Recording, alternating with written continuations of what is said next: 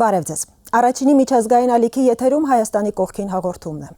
Այս թողարկմանը կներկայացնենք սոցիալական եւ մշակութային աջակցության ծրագրեր, ֆիլմարտադրության զարգացման նոր հնարավորություններից մինչև մարդկային կարողությունների բացահայտում։ Հայաստան համահայկական հիմնադրամը խրախուսում է երիտասարդ կինոարտադրողներին ստեղծագործելու եւ նպաստելու հայկական կինոյի հանրահռչակմանը։ Այս նպատակով հիմնադրամը ֆինանսավորել է 1 կադր կարճամետրաժ ֆիլմերի փառատոնը։ Ծրագրի մանրամասներին ծանոթացեք մեր առաջին տեսանյութում։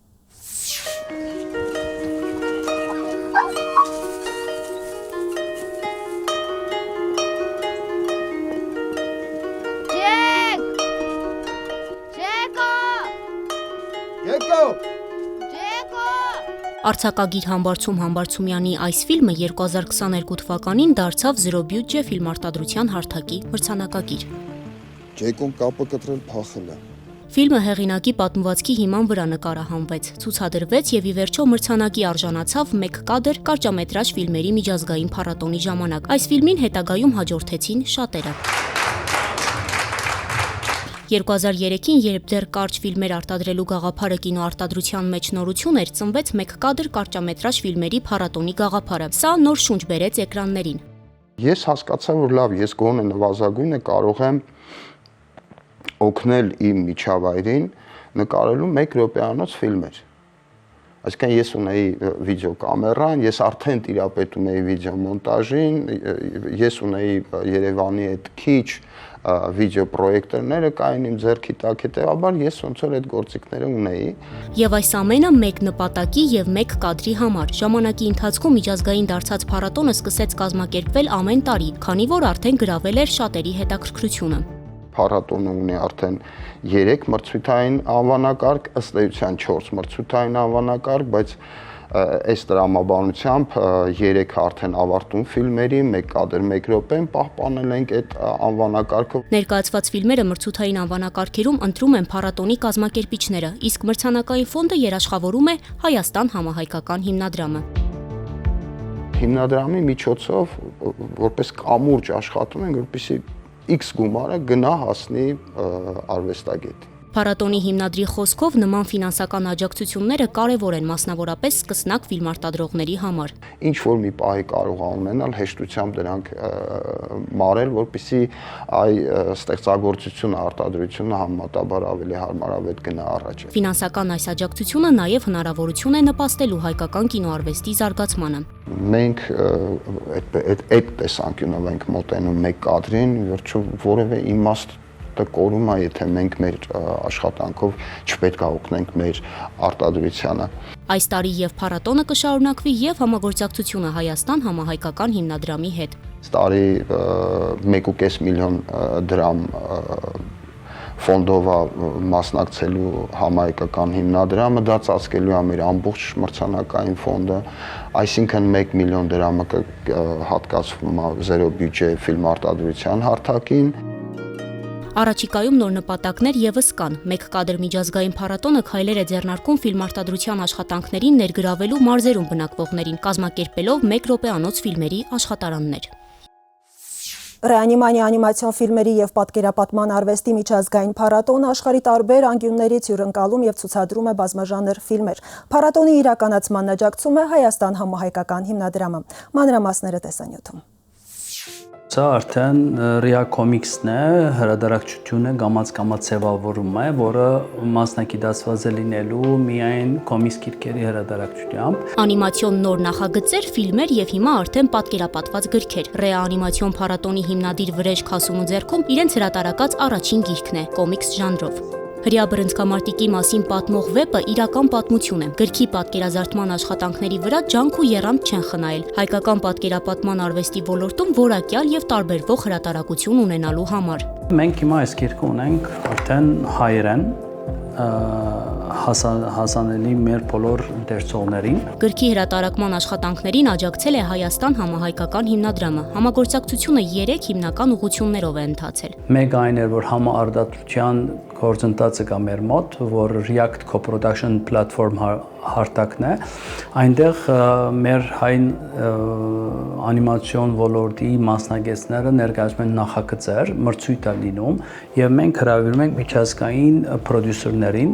լսելու այդ նախագծերը եւ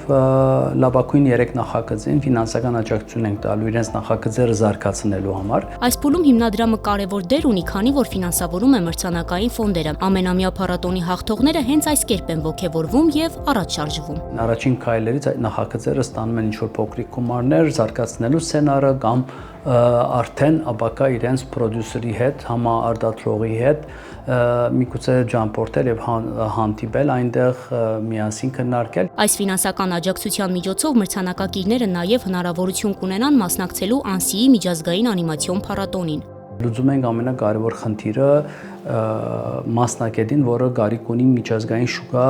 դուրս գալու ներկայացնելու նախագիծը, համ ակրեդիտացիայի գումարը, որ X բարձր գումար է ծախսը եւ նաեւ ճանապարհածախսերգեցության գումարն ենք ապահովում համայնքային հիմնադրամի հետ։ Փառատոնի հիմնադիրը հավելում է, նմանատիպ աջակցությունները ստեղծում են նոր հնարավորություններ եւ կապեր ոլորտի մասնագետների համար։ Դա նշանակում է դեպի ապակա ավելի արագ սրընթաց գնալ եւ գտնել իրենց համագործակիցներին եւ ստեղծել մի նախագիծ, որը հայկական է, բայց նաեւ միջազգային։ Պատկերապատման արվեստի եւ անիմացիոն ֆիլմերի ոլորտում Քասունին կարծում է, որ նոր եւ նշանակալի քայլեր դեռ շատ պետք է արվեն։ Առաջիկայում հանդես կգան նոր գրքերի հրատարակություններով։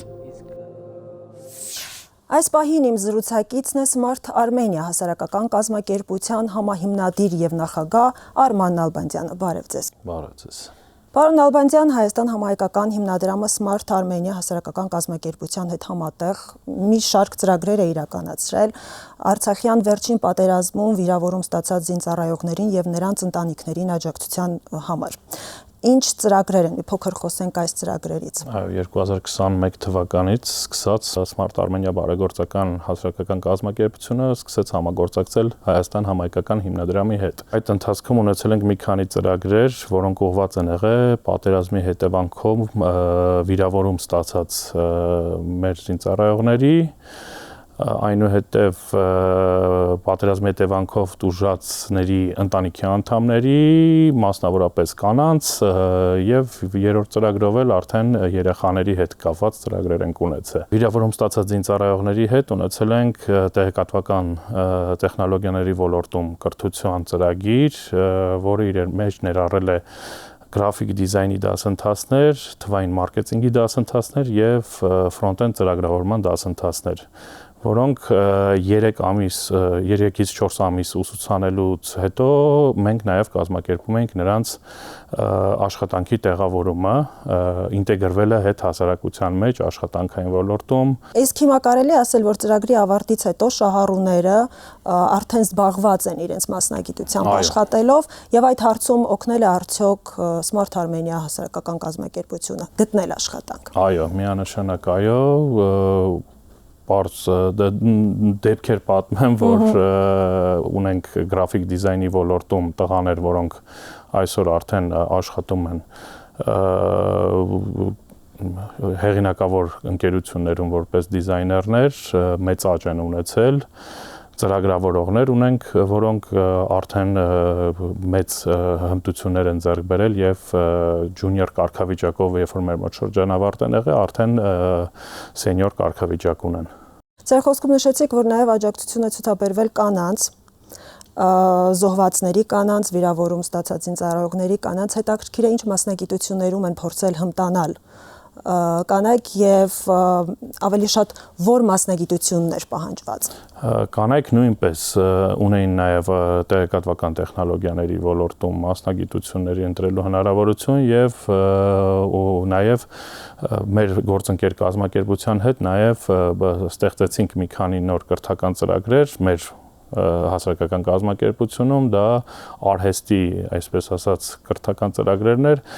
կարուձև, հրուշակագործություն, մատնահարդարում, վարսահարդարում եւ այդ տիպի մասնագիտություններ։ Բաշխվեց ծրագրի շահառուների միջև 50-50, այսինքն կես ընտրեցին ծրագրավորման ուղղությունը եւ մյուս մասը ընտրեց արդեն կարուձևը, հրուշակագործությունը Եվ այսօր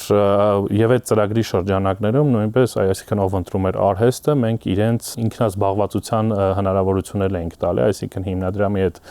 նախնական պայմանավորված ծրագրով մենք իրենց համար ստեղծում ենք անհատ ձեռներեցի կարգավիճակով ընկերություն, սովորացնում ենք ոնց կառավարել այդ ընկերությունը եւ այդ կանայք տնից կարողանում են աշխատել եւ նույնպես մենք իրենց տվել ենք նախնական այդ բոլոր գույքը, որը իրենց պետք է աշխատելու համար, գաղափարն իրականացնելու համար։ Պարոն Նալբանդյան, ինչպես կգնահատեք ծրագրի արդյունավետությունը արդեն շահառուների սոցիալ-հոգեբանական բարելավման իմաստով։ Սոցիալ-հոգեբանական ասենց մի պատմությամբ դա բացատրեմ, պատերազմը որ նոր ավարտվեց, հկան ստեղծեցինք, բոլորի հոգեբանական վիճակը շատ ծանր վիճակում էր եւ տարբեր սփյուռքից զանգարում ասում էին այս մարդը հիվանդանոցում է պարկած, շատ վատ հոգեբանական վիճակում է, ընտանիքը սոցիալ անապահով է, այս մարդը այս վիճակում է, այս նախաձեռնությամբ մենք կարացանք տղաներին, կանանց տնից հանել, բերել արկա դասընթացներ վարել, այսինքն դասընթացների բուն պատճառը արկա լինելու դա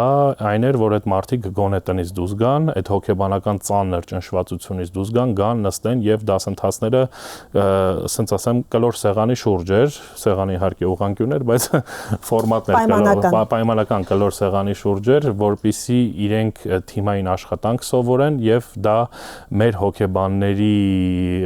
ստեղծած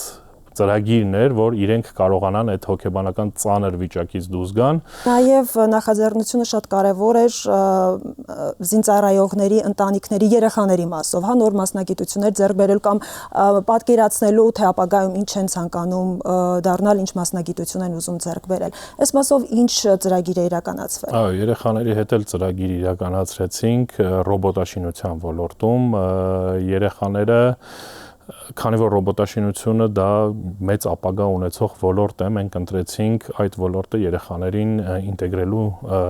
ռոբոտաշինության մեջ 10-ից 16 տարեկան երեխաները, որոնք պատերազմի հետևանքով տուժածների ընտանիքի անդամներ էին, մեր մոտ անցան 6 ամսյա ծրագիր եւ այդ ընթացքում իրենք սովորեցին նույն թիմային աշխատանքին, այսինքն ամեն խումբը թիմով ստեղծեց ինչ-որ մի ռոբոտ սարքավորում, դա իրանց քննական մասներ, ունեցել ենք 3 խումբ երեխաների, որոնք ստեղծել են, մի խումբը ստեղծել է խելացի աղբամանի պրոտոտիպը, որը այսօրվա դրությամբ նաև հիմա փորձում ենք ինտեգրել հասարակության մեջ, տարբեր տենդերների ենք մասնակցում Եվրոպական միության կողմից, որպեսզի այդ իրանց պրոտոտիպը հենց իրենց անունները վրան գրված հայտնվի մեր քաղաքներում։ Նույնպես մյուս խումբը ստեղծել է խելացի ջերմոցի պրոտոտիպ եւ մյուս խումբը խելացի դրամապանակներ է։ Հետաքրքիր է ընդհանուր առմամբ նախաձեռնություններում քանի շահառու է ընդգրկվել։ Ընդհանուր առմամբ մոտավորապես ունեցել ենք 300 շահառու։ Կարող եմ ասել, որ ծրագրի բոլոր մասնակիցները հասել են իրենց նպատակներին եւ մենք ստացել ենք արդյունքները մեծ բավարար։ Եվ վերջում ինչ է սպասվում ապագայում, ինչ նոր ծրագրեր ու գաղափարներ ունեք, որոնք նաև նախանշվում է համագործակցել Հայաստան համահայկական հիմնադրամի հետ։ Ապագայում ծրագիր ունենք կրթական արդեն ինչ որ կրթօջախ մարզերում ստեղծելու, հիմնականում այս ծրագիրը Երևանում էր իրագործվում եւ նպատակ ունենք ճամբարային միջոցով